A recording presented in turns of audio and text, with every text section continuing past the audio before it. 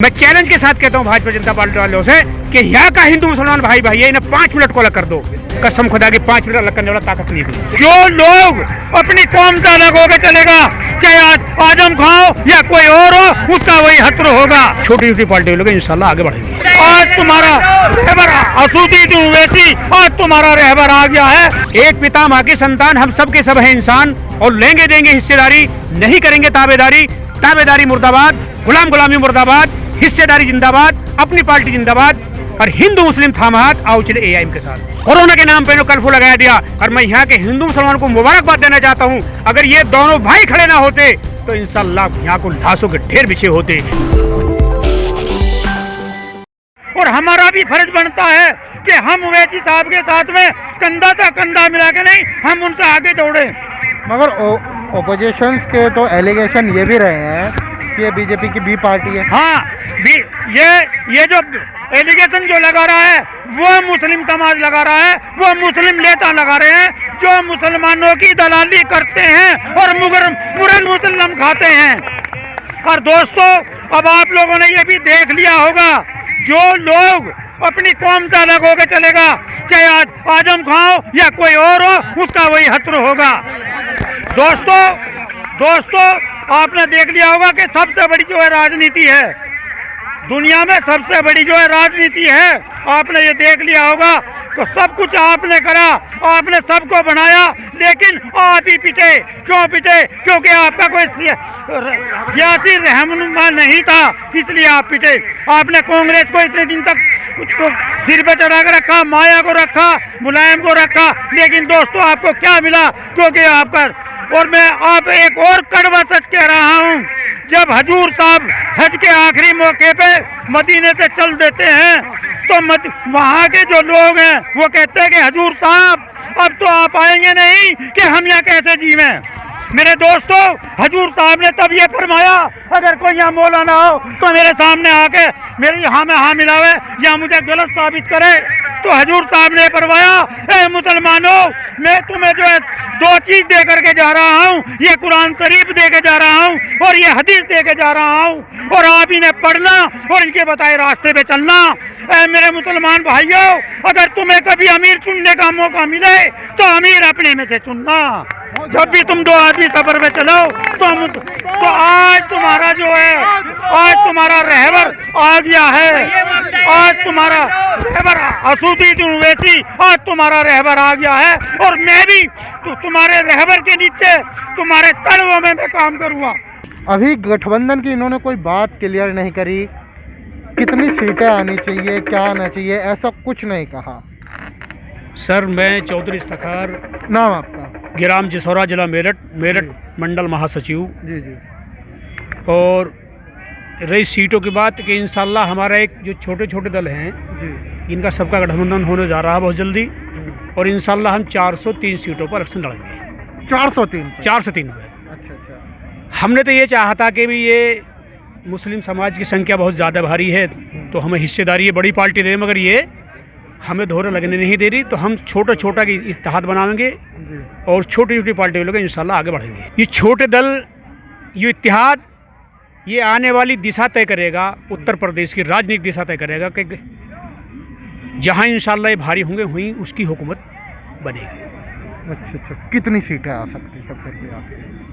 Hello, सीटें लगभग अब से पहले हमारा 100 सीटों का, इत्तेहादुल मुस्लिमीन का 100 सीटों का लड़ने का जो क्लियर कर दिया था हमारे प्रदेश अध्यक्ष साहब ने। आज वो 100 सीट हम जब लड़ रहे थे, जब हमारा एक संयुक्त मोर्चा, परिवर्तन मोर्चा बना था राजभर के साथ, और अब उस मोर्चे से हम अलग हैं। हमारा मोर्चा एक नया गठित हो रहा है, इंशाल्लाह बहुत जल्दी उसका ऐलान हो जाएगा, और ऐलान होने के बाद में इंशाल्लाह हम 403 सीटों पे ही मोर्चा लड़ेगा। अच्छा। और हम ये बैठ के तय कर लेंगे कि किसकी सीट कौन सी कहाँ लड़ेगा, कौन सा दल कहाँ लड़ेगा। आज इन्होंने मोदी जी पे काफ़ी निशाने साधे, गंगा एक्सप्रेसवे कहा और 18 साल उम्र कहा, तो इन सब चीज़ों को कैसे करें? सही बात कही इन्होंने भाई। आज तक ये झूठ बोलने साला कुछ और थोड़ी करा, गंगा एक्सप्रेस से भला थोड़ी होने वाला जनता का। यहाँ का हिंदू मुसलमान सब चाहता है हाथ से हाथ, हमारा 11,000 रुपये का 1,000 रुपये का चलान में हमारा हिंदू मुसलमान कांधे से कांधे मिला के चलना चाहता है यहाँ से। मगर ये इतने भड़काऊ भाषण देते हैं ये लोग आए के। गंगा एक्सप्रेस से क्या होता है? पेट में तो खाना नहीं हमारे हैं, तन पर लंगोटी नहीं है, नहीं तो फिर गंगा एक्सप्रेस क्या करेगा? हैं, मोटरसाइकिल खरीदने की ताकत नहीं हमारी, गंगा एक्सप्रेस में हम चलाएंगे क्या? दूसरी बात मैं मुसलमान भाइयों से अपने बताना चाहता हूँ और मैं हिंदू भाइयों से बताना चाहता हूँ कि ये हिंदू मुस्लिम की बात करते हैं, हम हिंदू मुसलमान सबकी बात करते हैं। हमारा एक नारा है बहुत बढ़िया, एक पिता माँ की संतान, एक पिता माँ की संतान, हम सब के सब हैं इंसान और लेंगे देंगे हिस्सेदारी, नहीं करेंगे ताबेदारी, ताबेदारी मुर्दाबाद, गुलामी मुर्दाबाद, हिस्सेदारी जिंदाबाद, अपनी पार्टी जिंदाबाद और हिंदू मुस्लिम थाम हाथ, आओ चले AIM के साथ। ये नारा हमारा। किस बात की फिर बात है? हम तो चाहते हैं कि अल्लाह ने हमें खैर मुझसे नवाजा है, अल्लाह ने हमें खैर मुझसे नवाजा है। हम चाहते हैं कि अपनी खैर खबर दूसरे की खैर खबर रखना है, हमारा मकसद है।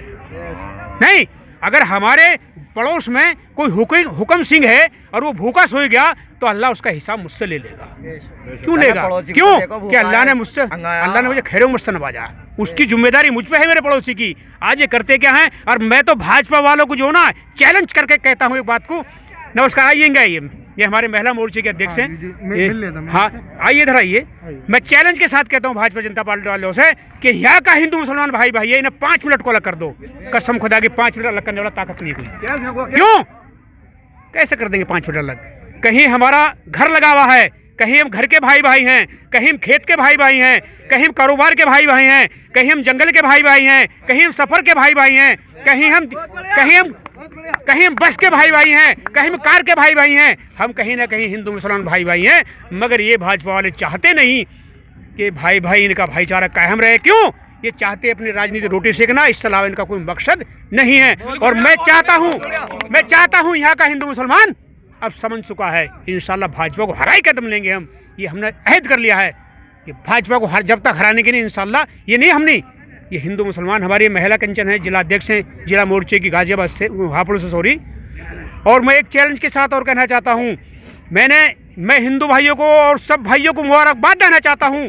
क्या बात जानना चाहता हूँ कि यहाँ जब इन्होंने कर्फ्यू लगा दिया उसके नाम पे, उसके कोरोना के नाम पे इन्होंने कर्फ्यू लगा दिया, और मैं यहाँ के हिंदू मुसलमान को मुबारकबाद देना चाहता हूँ। अगर ये दोनों भाई खड़े ना होते तो इंशाल्लाह यहाँ को लाशों के ढेर बिछे होते। इन्होंने बहुत बड़ी मदद करी है। इन्होंने ना हिंदू देखा, ना मुसलमान देखा, ना अगड़ा देखा, ना पिछड़ा देखा।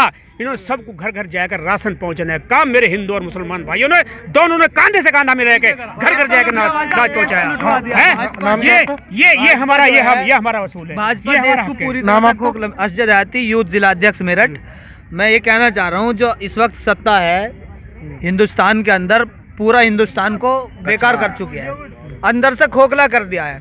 जो सोने की चिड़िया कहलाता था हिंदुस्तान अब से पहले, तो वो सिर्फ नाम का सोने की चिड़िया रह गया। और बाकी हिंदू और मुसलमान को लड़ाने का काम अगर कोई कर रही है तो भाजपा सरकार अंदर दरार डाल दी। और यहाँ पे मजलिस इत्तेहादुल मुस्लिमीन इंशाल्लाह पैर पसार रही है। आने वाली तारीख में मजलिस इत्तेहादुल मुस्लिमीन एक बेहतरीन परचम। ये हमारे यूथ जिला अध्यक्ष हैं मेरठ से, अजय हरियाली साहब हैं। मैं एक बात और बताना चाहता हूँ, और मैं इस सब के लिए लागू करता हूँ कि आज तक झगड़ा भारत में किस चीज़ का है? झगड़ा है हिस्सेदारी का, सीधी बात है। इसी भारतवासी हैं हम चाहते हैं कि अपनी सरकारी नौकरियों में हिस्सेदारी। वो कौन सी हिस्सेदारी है? जिसकी जितनी संख्या बारी उसकी इतनी भागीदारी।